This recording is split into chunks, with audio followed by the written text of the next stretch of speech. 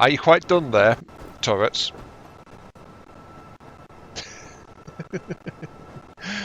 Worth noting, by the way, I saw collapses up there. So, welcome to the abandoned mine. We've got an actual way station here, which is up on the ridge as a permanent feature. There's sometimes something over here, there's something over here, there's sometimes something over here. So this is a relatively minor place, usually at 3 places. However, a significant thing to bear in mind, this is the actual mine structure, for some reason mounted on top of this big rock. Yes, you can see there's a path up the side there. There's actually a cliff, a hidden cave there with a few small items inside. But I saw explosions up here. Some of my auto turrets took out some of these bad guys, which are enemy heavy turret emplacements. And this is the first time we really see these guys. These guys always have armor. And they fire a high explosive shot at you, which actually can do a fair chunk of damage. Though that said, they have a slowish rate of fire, and their range isn't so great. So we're actually safe down here from them. In fact, hey pre-war, for the lulz, give me a shot please, and see if you can reach up there. For science, we must test these things, you know? No. Good try, good try. What if I switch it to direct fire mode?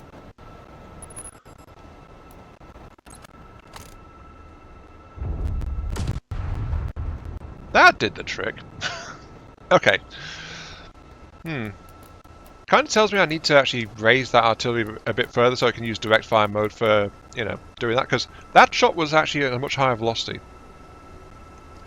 But that said, this is an area clearer and I'm using it casually to just pick off individual guys. So, you know, it's not that practical really.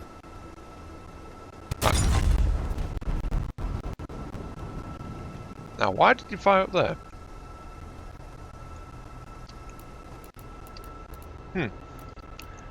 I don't know why that shot fired, but anyway, I'll switch you back to indirect fire mode. Thank you. Combat mode activated. Okay, so it's worth noting. I wasn't sure if it's until now, but the actual shot speed indirect fire versus direct fire modes actually is significantly different, despite the shells being identical. Actually, a way that could work is it could open some vents in the barrel so the pressure doesn't build up as much. That would give 2 modes to shell speed out of a cannon. But it's not really safe practice for anyone nearby, if you know what I'm saying.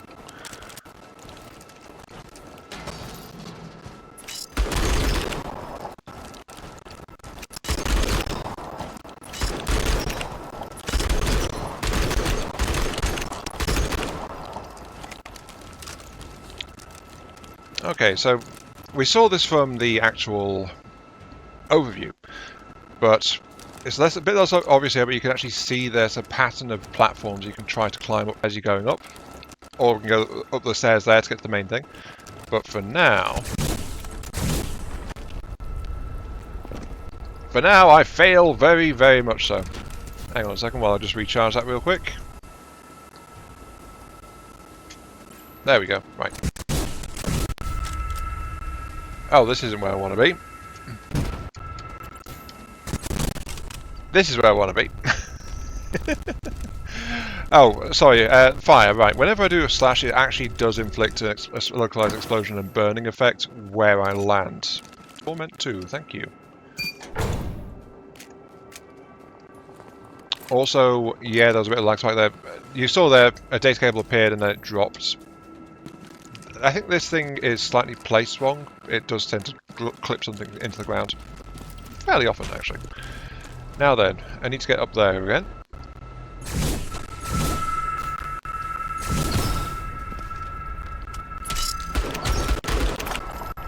Yes, I know, lack of frame rate.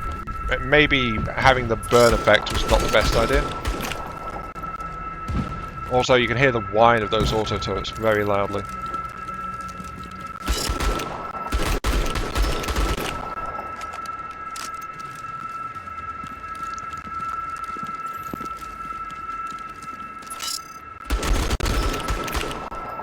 must silence hostile guns.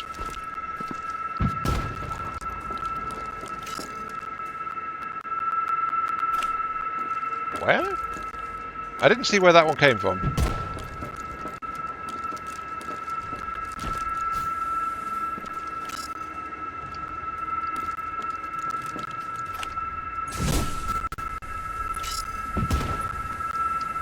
Oh, there it is.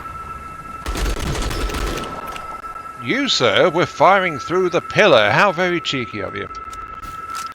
Eesh. Anyway, that's kind of about it. Cabinet with just some parts in, that's okay. Up here there's usually a couple of command consoles, but worth noting though, command consoles are a bit random if they spawn on this one. But this one on top of the actual pillar, this I think actually might be where the wire's coming from, is it always comes with two high yield battery compartments on top. Which are about 50 power each. 49. Yeah, I think this is actually where the wiring's coming from.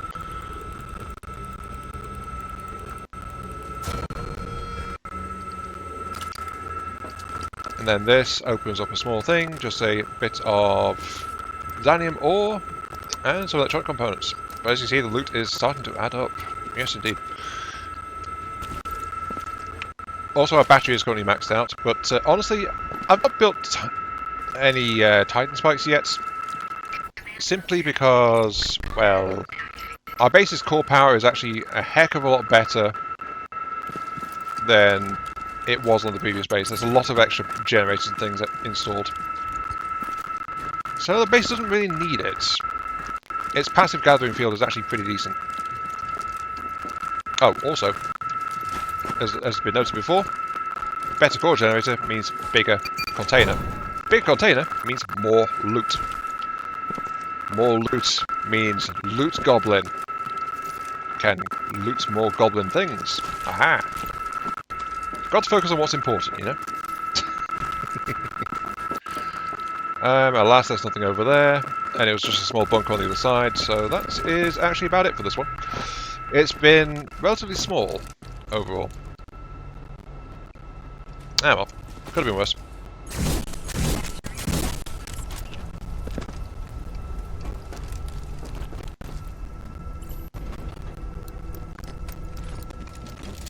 Let's see, Torment. Hitting an enemy weakness triggers 4 points of piercing. A stack of piercing deals damage equal to 1% of enemy's current hit points. So basically, the more damaged an enemy is, the less effective that gets overall. Nope, keep the gold. Remember, keep the gold. We have picked up an advanced armor plate, but we're not really taking any hits, so I'm going to leave that be. I might actually consider replacing my regular armor plates with advanced armor plates. I think it doesn't cost anything else to craft those back at base. I'm not sure if I can craft them here. Let's check. Armor plates. I can craft artillery shells with an ammo box, as you can see, because of course that's what goes into artillery shells. No, I can't make advanced armor plates there. I can make basic ones, which is fine. Advanced plates though is 5 regular plates combined together, and they just give 5 plates worth of armor. Honestly, that's about it. Anyway, right, let's go ahead and actually do some loading. Load a shell. There we go. And I don't think you guys need any ammo boxes yet. No, nothing's been depleted that far.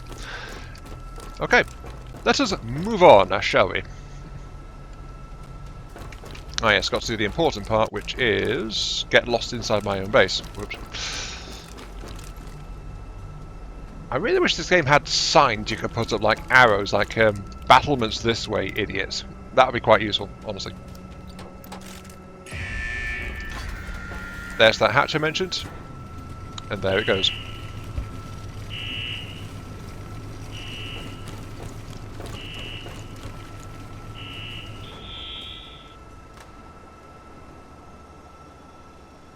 Command mode activated. All commands activated.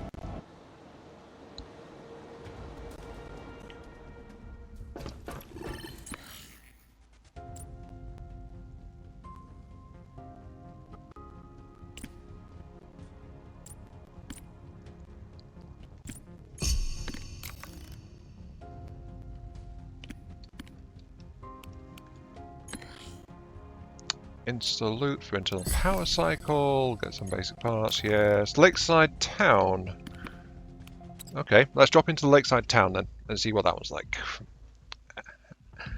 Though there is, of course, going to be more concentrated exploration as we start to hit Tier 3, because there are still big POIs around here that are interesting that have not been seen on camera. And unlike the more minor POIs, I know for sure what I've not shown on camera in this case. In this case, I have shown you guys the Signet Mine, where we went with high explosives and got a whole load of Xanium ore. It's the one with the massive crane that doesn't obey the laws of physics. That one. The other two maps that are major maps in this zone are actually pretty interesting in their own rights. And they also kind of highlight humans not really being that good. Okay, this is actually pretty rare. Right. So, what we've actually got going on is we've got a... this is the version that actually needs a power core in it. Okay. But we've also got this tower over here. Normally there's a L-shaped lab that spawns on this one here, but none there. That said though, we don't need the car to get into this one, so we're not in trouble there. Because there is something else you can do. And so, you know, might as well show a little trick, I suppose, here. So the way I use this for the longest time is, you know, slap it on your base, then it'll give you some battery power and boost your core output slightly. So, you know, quite useful. However, it powers attached devices, is what it specifically states. My base is a lot stronger than it was, so instead I'm actually going to put it on that computer screen there. I'm sure it'll be fine. Disassemble, okay. Ammo and gold, okay. But yeah, this is why I want to get in there. There's plenty of stuff in there, including purples and a keycard, I believe is usually the orange one in that. But for now though, I just need to go and complete the energy ball puzzle. Oh, this map also always has a battery as well. Every time I've been on this map, there's always been a spare battery on the back of a lorry, just up here.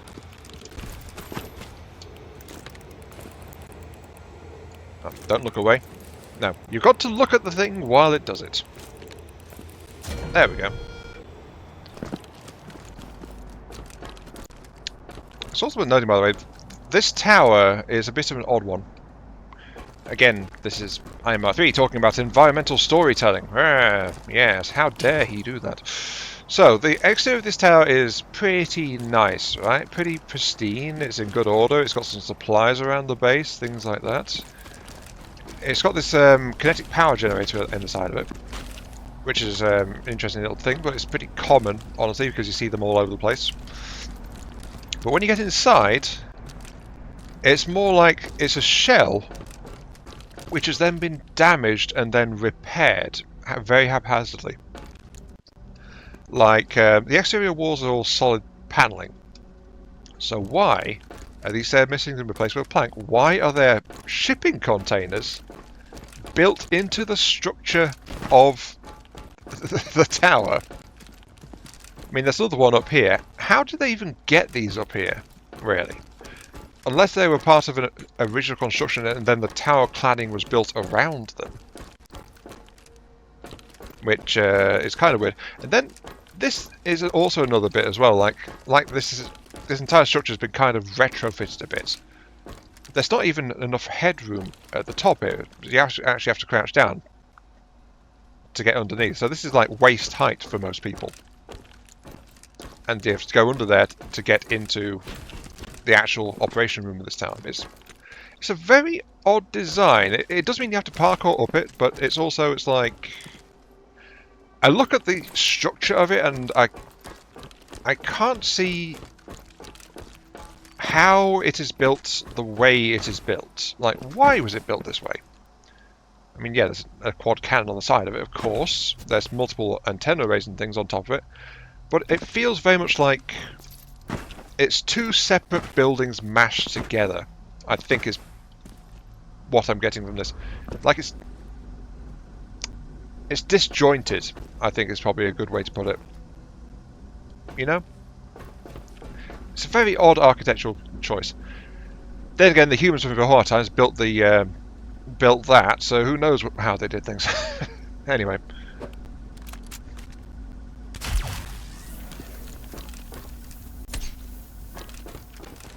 Charge strength 19, that was enough. A door somewhere opened. Also, for some reason there was damage numbers over there. Like something got battered a little bit. Oh! How interesting. The terminal's fine. That's very hardy stuff, that. The terminal's very hardy, but for some reason the power surge actually blew these fences out.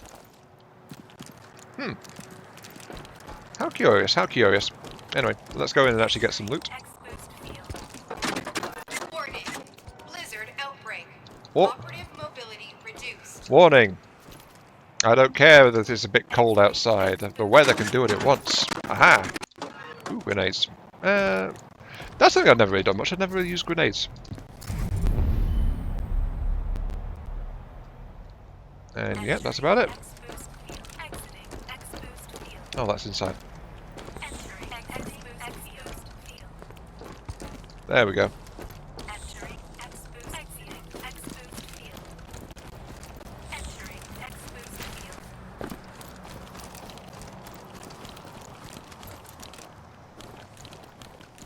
Gotta admit, the rear will probably look better when it's got more paneling on it.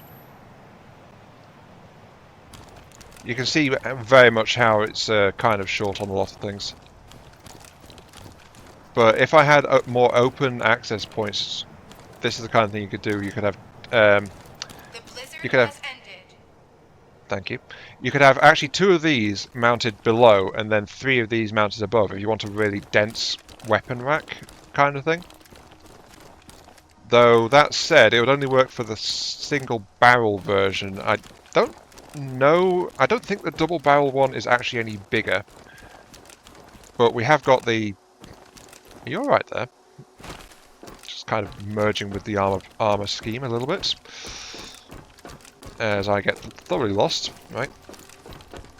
Seriously, I need to restructure that area a bit, I think. Anyway.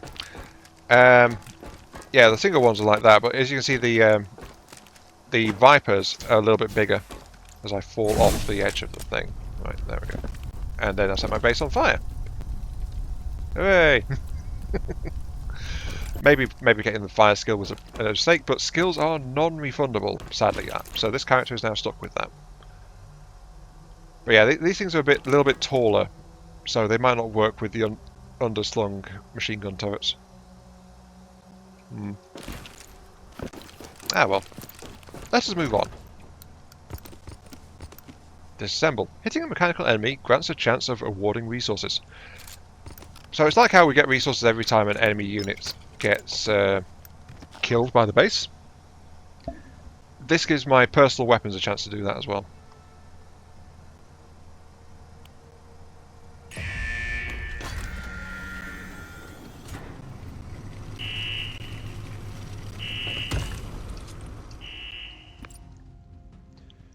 You know what? 400% gold value valuables. Penalty. Nebulas will now airdrop into the battlefield. Would be nice if I could just minimize this to check what's going on in general, but that's okay because I have machine guns. I have many machine guns. Nebulas do not scare me. That was actually in a comment as well. Let me double check this. I think it was Happy Afer.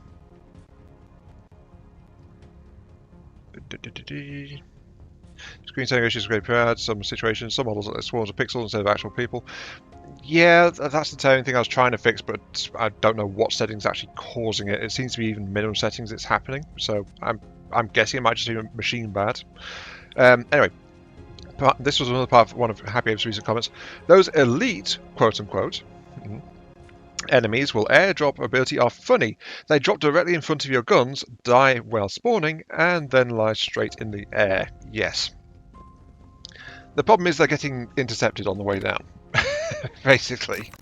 And the fact they're being dropped in rather than actually be given a proper approach vehicle is also kind of an issue. They drop in and then they're stunned for a second or so after they land, and if your guns aren't busy with other things, guess what? Suddenly a sitting duck right there in front of them and they open fire. Though it is worth noting, if your guns are otherwise occupied and not in the right direction, gun traversal time is a thing. So nebulas, if they land in a place your guns aren't readily covering, or even a place your guns can't readily reach because they can drop anywhere on your base, that's part of the reason why my current base actually in general has a roof but also has internal gun turrets as well. And yeah, it might be a thing. Also, they might manage to leak through an opening in the paneling and stuff to get inside that way too. Or an open doorway if you've actually got a door, unlike my base right now. And you just and they just leap to attack you, and they just get inside, and suddenly they're within your gun's blind spot. So, you know, interior turrets are actually pretty important, I think. Admittedly, an armoured nebula will probably shrug off a few hits with machine guns before going down, but that's where my gun comes in, because my gun is actually fairly potent. Also worth noting, by the way, I think I'll just cover this now. My next episode will actually be another solo one, but that is because the next mission is a story mission. We're going to actually bring out Mr. Plot Armor, Mr. Scarf, and Mr. Protagonist Haircut once again. I do like to poke fun in this game sometimes. Oh, there go the autocannons. Yeah, we're going to be on Faye. Though, that said, I'm actually going to shake up the gun next time. I'm going to reconfigure, and I think we'll try a primarily NG-based gun. Operative mobility reduced. Yeah. I've not really tried to use the NG-based stuff or much of the effects-based stuff. I've primarily used bullet-based then, which are modified by things like the scatter shot or this orange double tap barrel. The energy guns, though, as well, a brief test has shown me they don't benefit from scatter shot or double tap barrels because they don't fire bullets. They still fire a single shot every time you pull the trigger, but that shot is still weakened by the scatter or double tap barrels. So, you know, you have to do alternate things with them. I don't know, it's going to be slightly different to what you've seen me before, because every video I've done, apart from ones where I haven't had it, I've had light as my go-to general purpose round. And this is going to be my first time going off that, I think. Will it work? Who knows? Is it a good idea? Who knows? But hey, part of the reason I'm here is to experiment with this stuff. And oh, hello group down there. Yeah, this overpass map is a little strange as well, actually. Like, how did our base actually get here? There are many, many maps where that's a valid question. In this case, it's like, how did our base get there? Well, that's the Viper firing there, actually. I'm not sure what it was shooting at. But yeah, there's always like a little patrol of medium enemies down at the bottom here. And sometimes out on the slope to the side there, but it's a cluster of buildings down the mountain path. That's what this place usually is. That cube building down there is a constant feature from what I can tell, but then these POIs up here, and there's also a POI spot down here as well, tend to be more varied depending on what the game is trying to do. In this case, we've got a small storage building, a bunker, a army tent. Sorry, a general goods tent. I think that's an army medical post, that one. How did that truck get in there? I'm sorry. Random POI. I shouldn't be criticising that one, but yeah. And then we've got this guy, which is not a drone tower, because I don't see a drone buzzing around. But usually there are, yep, there's a couple of envoys wandering around down here. I just keep hearing these occasional bursts of gunfire going off in the background. It's worth noting though, by the way, this is a relatively small map, but the way it's laid out, this area here is actually outside the range of my base's scanning pulse. Let's see. Press Z. It gets as far as here. So these three are actually outside. You need other scanning means. As for these guys though, get their attention.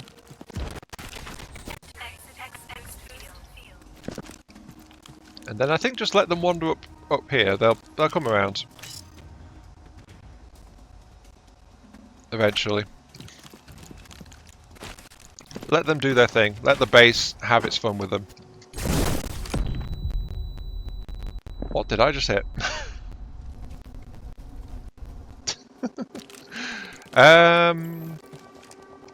I think sometimes there's an explosive barrel outside this thing and I hit that. I don't know. I don't know.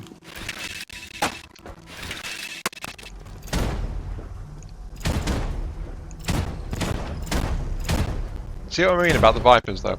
That's part of the reason I baited the guys up here. Just so you can actually see the Vipers doing a bit of work.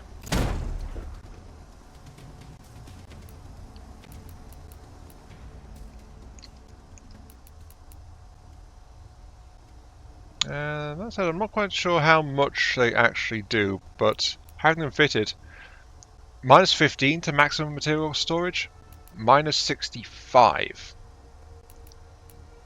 And they have double the combat strength rating, apparently. Still though, the fact they're rapid fire, rather than a big volley of shells, oh, buried chest there, don't have any excavation kits, I forgot to bring those again. Blizzard outbreak. Operative mobility reduced. But yeah, this map also usually grants some extra equipment, just from that medium group, because it's actually a combat group.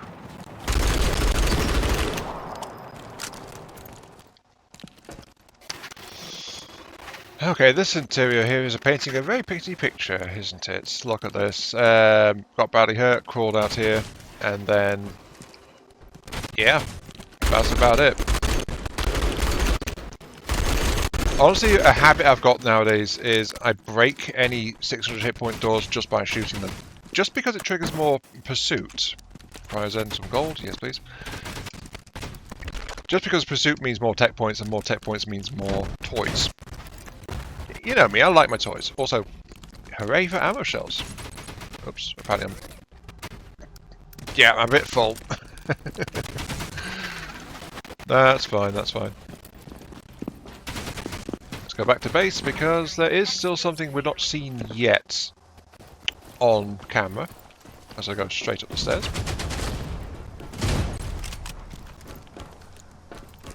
So yeah, something not shown yet, because it's not been on camera, had them, are these adorable little cargo drones. I actually want to send them one off just so you guys can see one in action. So, yes, let the cans enjoy themselves. I will send back the core gun, that.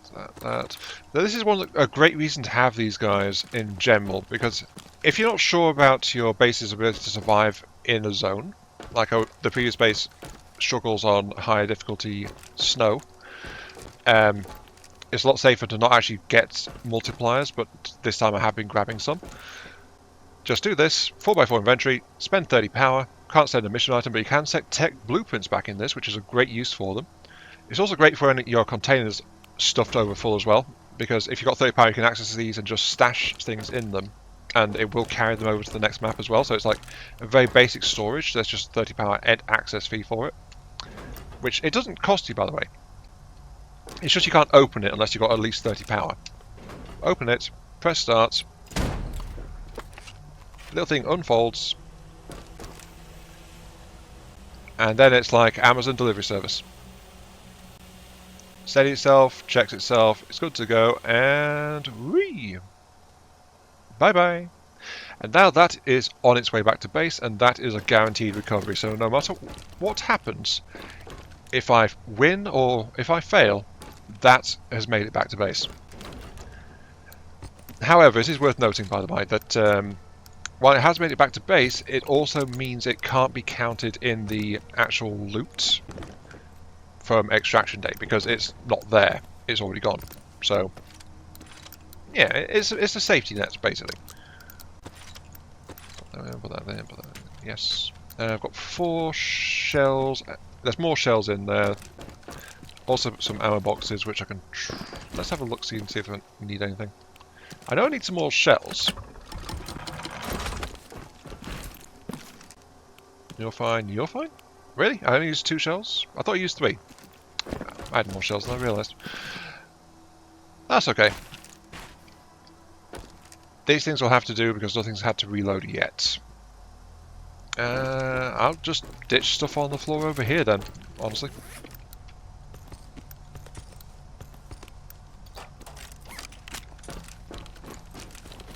All I have to do now is not forget that I had them there. And I pressed F expecting my rocket boost. I don't have that. I have got regular scan pulse. You know, I think I just got acclimatized to having the rocket boosters on that thing, so it's like, oh, I want to get up there. I just tapped it by reflex. Oh well, I'm sure that won't be a problem. And yes, I see you there.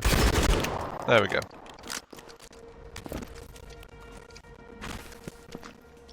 The chasers and their unique movement style, ladies and gentlemen.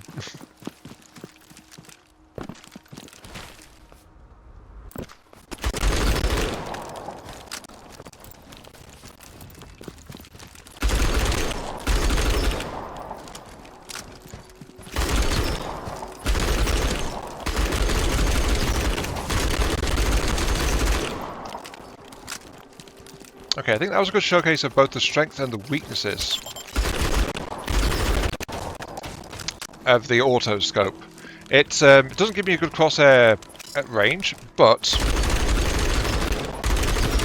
when paired with a decent enough gun, it lets me quickly react like that to get body shots on target. So no foot, very quick. If it's within lock range, I can immediately get on target, even if I'm not doing critical damage. Which is also going to be another thing, by the way, when I switch to energy-based Zen for this next mission. Because in the brief muck around testing before deciding that's what I was going to do for the next one, I've realised that energy-based Zen don't actually work with the smart scope. They are straight shot, they don't rely on the barrel for auto-aim, they can't use it. So, little thing there for you.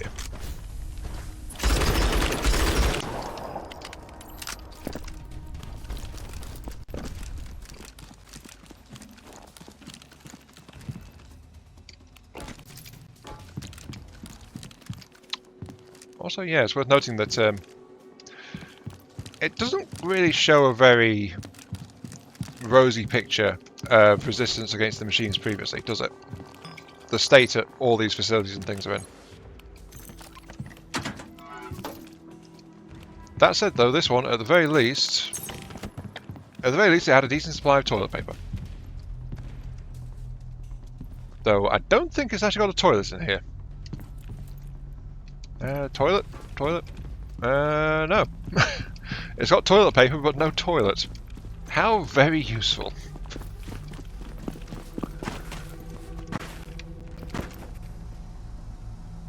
You know what? Let's do it. Cryo ammo box. 1 normal box and 20 gold. We're not going to break the bank with that one.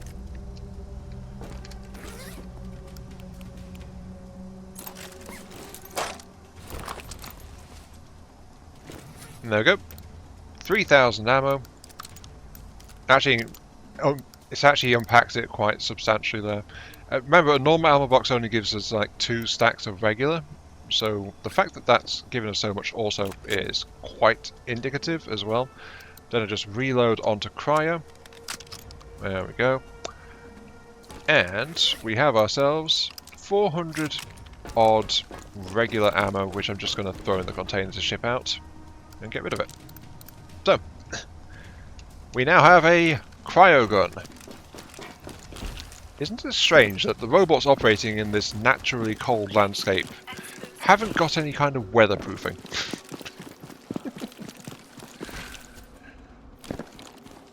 Mind you, winter specialised bots would probably be a nightmare to go against, wouldn't they?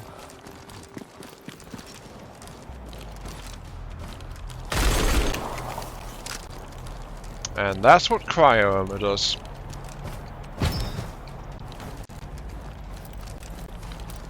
That's something I've not really looked into much either. Elemental build-up and effects.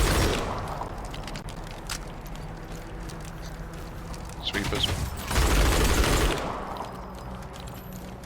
So where did that one go? There it is. Mainly because it's not really documented anywhere, but see, like that. Elemental build-up is a thing. Some Zen modify it, but I just don't know much about it.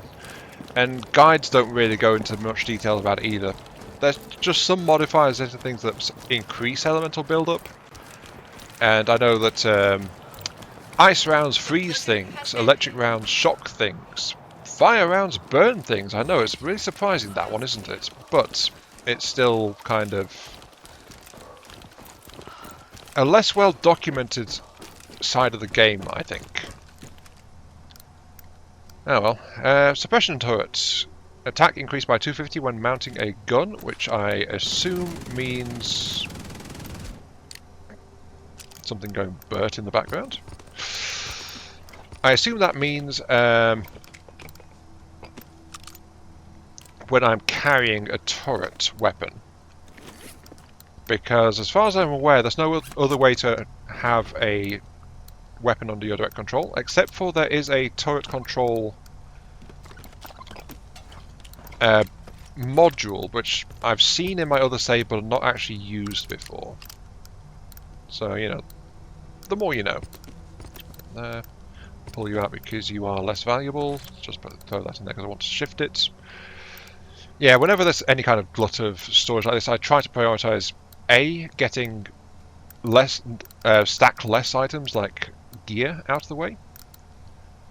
Preferably with stuff which is low value coming back out, because then I'll find it more commonly, and so the stack will build higher by itself without any trouble. And B, get out 1 or 2 slot items, because they are flat out just... It makes the inventory easier to manage. Viper followed by chain guns. I can identify the guns that are firing by the sounds they make. Honestly, I find that a bit interesting in and of itself.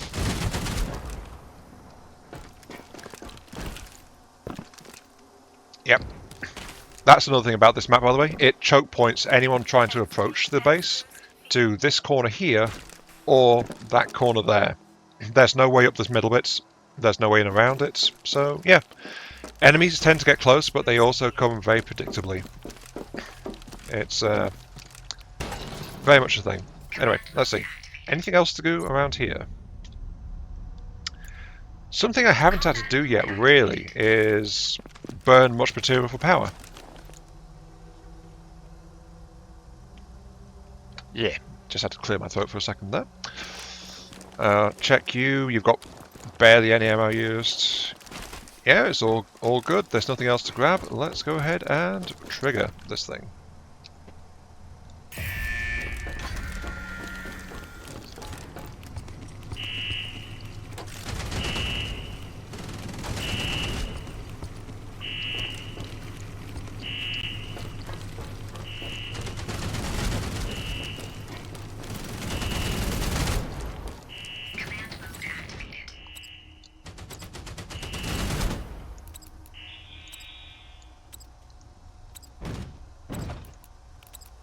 Yeah, the low rate of fire is when the machine gun fire, and then the Bert kicks in, as I said, because, you know, bottom MGs are all automatic Gatlings. And nothing was heavy enough coming in there to actually trigger... Oh, there's still some more wandering in from further afield. Nothing was heavy enough to warrant the 30mm attention. Also, nothing's really got close enough for the cryo turrets to get involved either, because the cryo turrets do actually have a pretty short range. They are more for freezing things that get too close. See how short their range is. Very much a point defense kind of thing. So I do want to get some more of these in these corners, really, because right now there's one in the middle front, there's one in the middle of the sides, but these corners don't actually have one. If things come at an angle, they won't really get hit by a cryo. And I'm not worried about machine gun because, you know, multiple underslung Gatling guns. It's fine. I don't need any of it. But I still haven't spent enough for an autoloader to trigger. In fact, something I should do is I should cycle my ammo loaders a bit. There we go. Minus 1,000 materials because I have 10 of the things. Wait, no, I don't. I've got 12 of the things. My bad. Yeah, 1,200 materials. I don't need that many. I just have that many. Oh. Actually, that's something I've been sleeping on as well. 6 small artillery stations, 40 stake walls, 20 Titan spikes, 3 combat miners, which I've only just got back to a base which has them, so I'm actually out of the habit of using properly. I'll try and show you that. Either if I don't show them in another map. In fact, we're going to the hospital, I think. No, we're going to the supermarket. Actually, supermarket's a good one to show it on that. Yeah, I'll show you there. Random Variant Guardian. No, just give me an extra MD turret. Sure. Oh, we're not going to the supermarket. We're going to the miner dormitory. My bad. Very well, miner dormitory.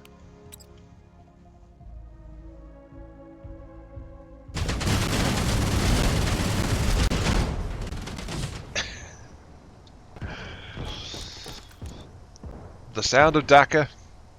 Many black smudges on the snowscape. And this map is one of the rarer justifications for having rear-mounted guns. Just because the primary POIs in this particular map actually spawn behind the base for whatever reason. On the bright side though, at least it shows a way the base could have got here, just wander down the road and get in. So, you know. Anyway. Combat mines are great. I wanted to build a second combat miner control pillar, but I didn't have the materials to do so. So that is the plan though, to get a second one of these, so I can build 6 of those guys. Because it is very good to do so. But it also goes hand in hand with having extra Titan spikes too. Now, why is this a thing? So, I mentioned before, increasing the exposed field size increases how far the base can do its passive harvesting, but it doesn't increase the rate at which it does the harvesting. That is where the miner comes in. The miner itself is undefended, but within about the same range as a normal Titan spike, it will actually go ahead and harvest any harvestable item with no power costs. So, you know, you spend materials to get materials. I'm just wondering if there's any good places around here. There doesn't seem to be many. There's the crashed ship we need to be checking. Let's actually pulse the radar to confirm. Yep, there it is. This map does usually have some bigger wrecks down this way towards the base's front. There is one that's in range of the base there. There is... I seem to have been kind of unlucky actually on this one. There is some trees which can be worth it. But in general, yeah, it's just that wreck. Okay, right. Combat miner, I'm going to build one of you here.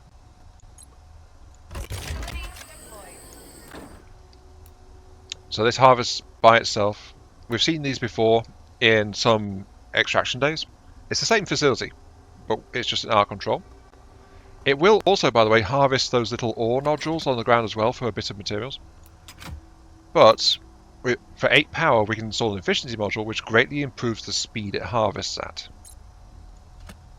Which is always worth getting, because it's a tiny bit of power for a much better effect. really. And I'm not seeing many other places. I mean, there are actually some clusters of trees over here which would be beneficial to do. That's the other thing about doing this. You have to be wary not just of the cost of the miner, but the cost of any Titan spikes to reach the spot you are thinking about harvesting. And there's not much good actually here. Yeah, usually there's like something along here with more scale wrecks, but car wrecks aren't harvestable. There are some clusters of trees over this way which would be beneficial.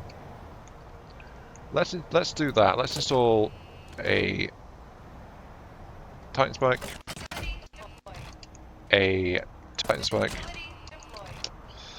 and then this cluster of trees here. Let's do that. So that followed by that. Though it's kind of hard to judge the range because the miner doesn't actually show you an activation range. It would be nice if it did, but it doesn't. But you can kind of see what you do with it though. You just like spread your Titan spikes out to promising clusters of resources, and then you put down a miner, and the miner will harvest it for you. It's a fair clip too. Notice I just had a pulse of 15 there. Another 3. The 3s are just the main base, but the harvesters, there's plus 18, which I think is from this one over here. That's another 15. So resources are actually ticking up at a fair rate. Something I'm not clear on though is if the combat miner multiplies the resources it harvests instead of just going without power. But I think it does actually multiply, because if we harvest that, not that, a tree, it's worth like 40 resources, but we've had multiple pulses of 18 so far from this one tree. So, you know, I think it does multiply how much you get as well. I just don't know the math on it. Anyway, right. Important thing, doodad. Archive data, thank you. Place archive data into any container. That's fine, we have got some other things to do. Because there is a bit of loot to be had. Yes. Also, there's bots to shoot, of course. Of course we're going to shoot the things. Well, I say I'm going to shoot. To be honest, I've not shot much this entire game because I've got the auto-aim scope on. You know? Though we have actually had a bit of a rarer spawn as well. It's not usually this one, the double tent with disabled tanks out front that appears here. It's normally a more substantial building. I think because I'm quick looting and moving through, it's actually throwing off what I normally see from certain maps. Regular barrel plus 2, thank you. So yeah, I think this is kind of why whenever I'm actually doing these recordings and doing quick looting, which I don't normally do, I normally loot fully, I'm a bit surprised what I can come across sometimes.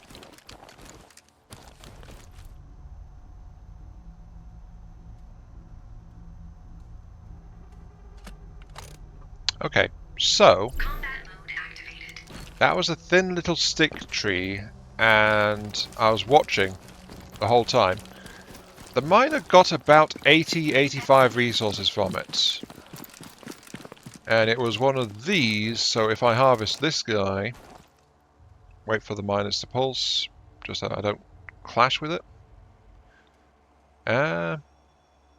15. 50. So, yeah, these miners actually do get more resources out of the things they harvest from, compared to us. That is actually quite useful to know about.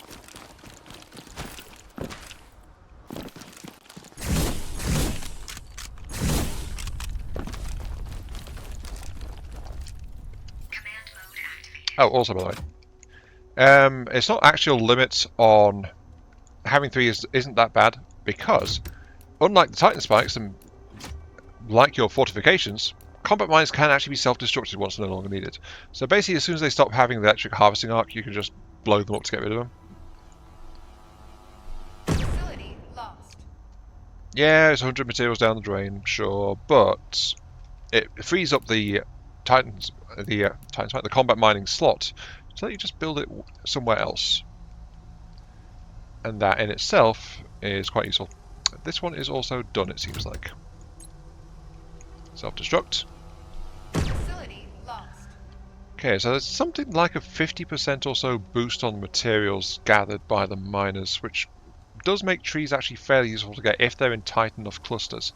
Honestly, I've not seen much here that's really worth it to go for. So yeah. Actually, this might be. There's 3 up here. There's also a couple here, but these 2 are kind of far apart, honestly. So I don't think I'd harvest most of them. But there's some clusters up here that could be quite useful. So yeah, playing around with tiny spikes doing harvesting. You do have to be aware though that it can't be placed on steep slopes and things. That can be a problem.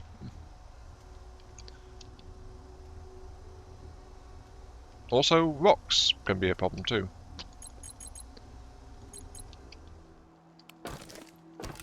Clean sweep. Killing an enemy grants a slight amount of resources. Not might grant resources.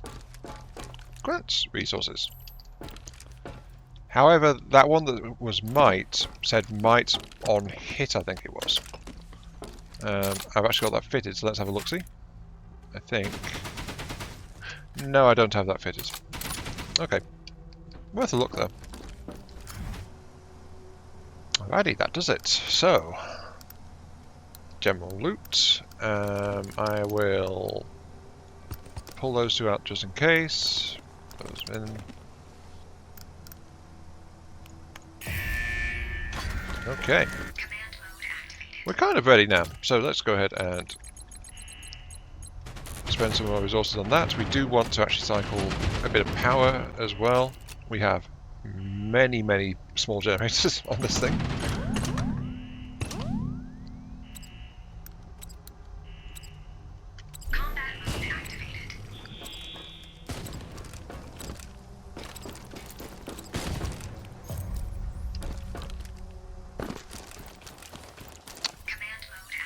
And that's it. We're ready for recovery day, more or less. Well, could have done with more materials, could have harvested more materials if I'd remember when battle mines were a thing, but Snow Zone usually actually has some caches of materials which can't be harvested by the base outpost itself. So battle mines are still useful to have on recovery day as well. So, let us go and let us begin. Now, my base is actually one heck of a backstop now compared to what it was before. It's roughly equivalent to what my base was in the other save file when it was in the city zone. Except this one actually has much more by way of auto-loading. The other one was like all weaponry on a single autoloader pretty much. That was not so great. Destroy all enemy grants extra creative gear, sure. And then... we've got the archive data in tow, so we are good to go. Take it all. Immediately up, we are past the point where the apostle turns up. Do I want to greed for more? What do we got? We've got Xeno attack and hit points increased by 30%. I think the Novas count as Xenos, actually. Novas, Nebulas, sorry. Enemy armor 50%, which means 50% hit point value is armor, which blocks things like special effects and stun, I believe. And must be broken before actual hit point damage is dealt, but that's doable. So far, so good. Let's go for one more. 100% value of building materials worth. Enemies are 50% more on attack and hit points. Okay, so we don't have any offensive or defensive equipment boosters, which would modify and upgrade weapons or grant things like extra armor, shields and things. We don't have anything giving tanks EMP launchers. We don't have any of the super nastier stuff, apart from arguably Death and Above and all items, which is 200% value of all items in the container recovered. And this one by itself wouldn't have done much. This one, though, means this one is actually effective. But the base will be able to deal with that. We're going to be relying on forward lines to deal with the rest, and that should be more than enough. Anyway, let us go ahead. We've got 78 power in reserve. 1,500. I'm not worried because I've got so many generators. I can just go ahead and convert any kind of power I might need during this. I've got like 30 odd power generators, I think it is. Some of them not installed on the base because of lack of utility walls, but yeah, I think I'm going to be okay for the most part. The main problem is actually going to be ensuring material supply, but we do have those miners to help us out with that. There's also the fact that I do like to expand my zone of control on this recovery. Well, on any recovery, I treat them more like a tower defense than I think the Okari does. I'm not sure what Clint's approach is. But pushing the enemy back out so that you've got more time just is always so useful. Okay, here we go. Right, enemy attacks. The only problem is if the enemy actually gets close enough, and so you have bases defenses collapsing. Anyway, let's get a harvester down there. Harvesting. There is another cache of boxes here. Harvesting. I have a third harvester, not quite sure where to put it right now, but we need to get the defenses pushed back out.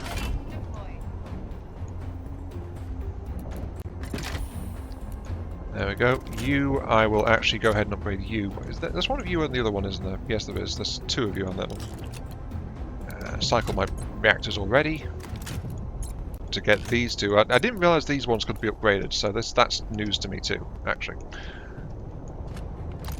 And then I think I'll put one down here to help clean this area out a bit faster, honestly. But for now, though, we need defences. So, Titan Spike, Titan Spike, walls, and yeah, previously I have just gone ahead and built all around the circle of control provided, but I don't need to do that right now, so I might as well just go ahead and back things up a little bit.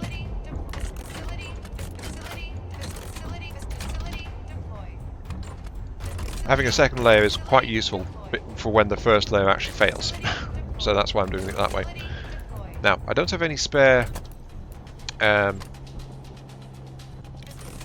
autocannons to build for free up front here. I do have some other things though. Like I've got 6 on each side as soon as I have the materials, which are flooding in. I've got a free mine launcher, which I will actually go ahead and install there. Give me a third one, yes. Give me a Titan Spike over here too as an anchor point, yes. Titan Spikes, I don't have any upgrades to them yet, but that's the thing that I can do.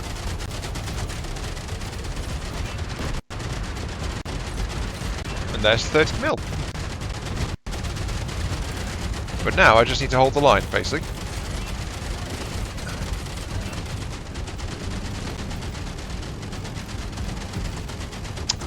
Okay, this is going quite well so far. I am going to have to do a roadrunner impression real soon, but for now, something that can be a really big help is getting some base defenses around here, and that's because the Apostle, when they arrive, actually drops in on this area. So some more localized defenses is quite helpful to have nearby in that area. But for now, yeah, we're approaching the end of this wave. We're about to cycle into the next one, so we are in good position. I should go and actually rearm my guns. Oopsie daisy. I just heard a nebula drop in and get annihilated, so yeah, the base is also doing its thing. The nebulas have not been a bother to me this whole time. Just need to get some ammo boxes to take with me. Yeah, you see what I mean about the nebulas. They are not a threat.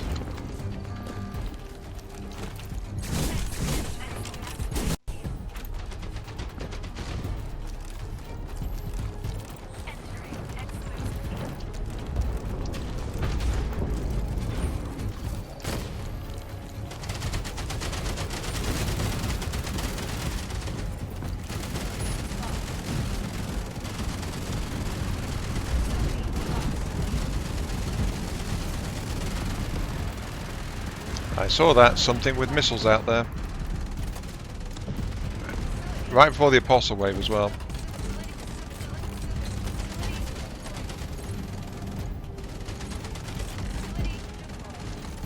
Okay, the autocannons are taking care of the enemy tank. The guns are full sight, that's why things are going a bit wrong. Get things operational again.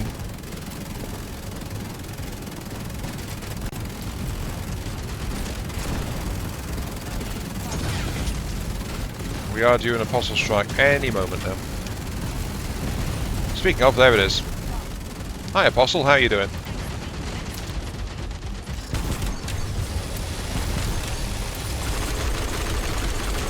Oh wow, Cryo is actually really good against this guy.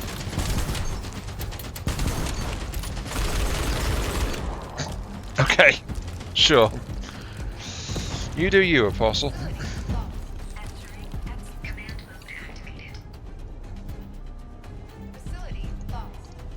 Okay, there's still just a couple of guys randomly over there. Right, you are a Gatling. Recovery procedure nearing completion. Hold on just a bit longer. That's the one drawback of this particular defensive point.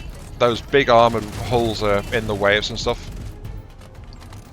That's just how it is.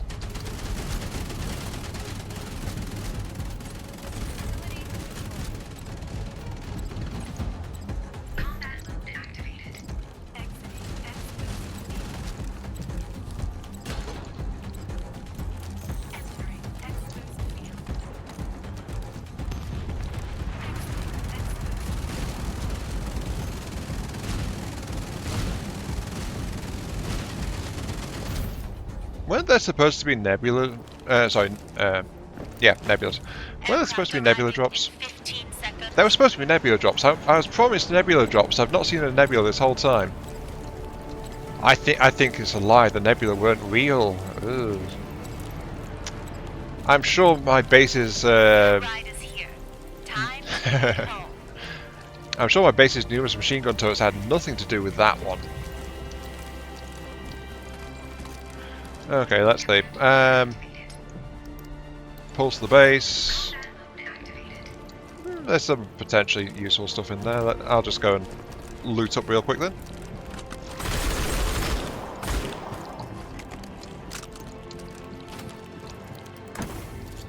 Critical strike 2. Yes, please.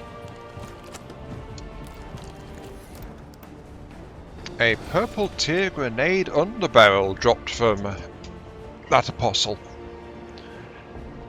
Again, not really a weapon I've used, because it means that randomly as your main weapon fires, you get a grenade popping out as well. But hey, it's a free grenade. It's just like explosions in your face. It's like, you know, you don't really see what's happening. Ooh, ooh, ooh, ooh, ooh. Also, we got an extra gear drop, didn't we? Which is on its side, very useful.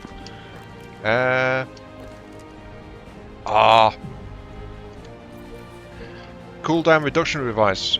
Firing interval, all Zens above 8 seconds firing time, 25% reduction. Also, my first 4 slots core. Well, and I think I know what phase is going to be using. Let's drop that up there.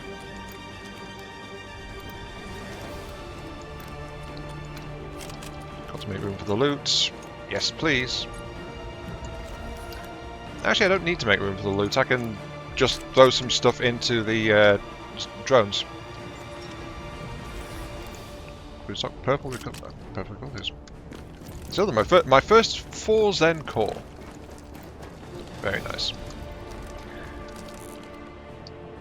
Oh, I don't have enough power. Well, I can fix that. I think I've got enough power now.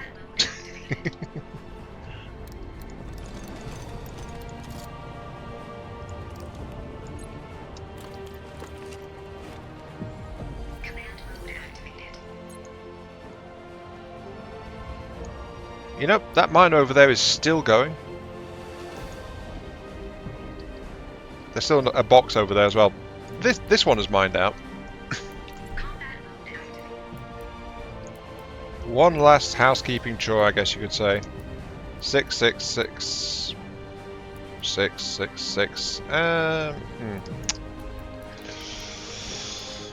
Those nebulas were the only things to attack the base, and even then, the base didn't actually expend enough munitions to need the autoloaders even once, with the exception of the artillery cannon. I think this base is definitely working pretty well.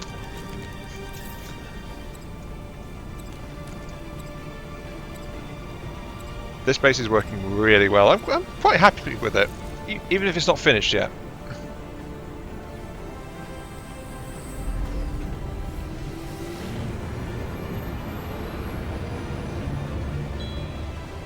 It's all complete. Huzzah! 24,000. Yeah, I've noticed I tend to rely more on the turrets and the base to deal damage this playthrough rather than myself. Whereas before, when I had my high precision rounds, I would actually be headhunting for mediums sometimes, mainly for tanks, apostles, and anything else heavy. I'd just go and peg it between the eyes. But I've barely been involved in direct fighting this time around. So yep, there's all the stuff from the actual recovery. Direct recovery, this is the stuff that wound up being shipped out via drone. Only like 500 odd gold worth. Special rewards. Recovery value 11,000, valuables count 4,000, material count 4,000. So total reward gold for the challenges, an extra nearly 20,000 gold. Nice. Well done, Faye. We have just linked up with Outpost 7. Once all other outposts are in place, 7 will begin to make its return trip. Excellent. Time for a break. It might be a while before the next one. Roger that. Got a minute, Faye? I need you here. Do not worry, my protagonist hairstyle is on its way. Da-da-da-da, to the rescue, it is me, Faye.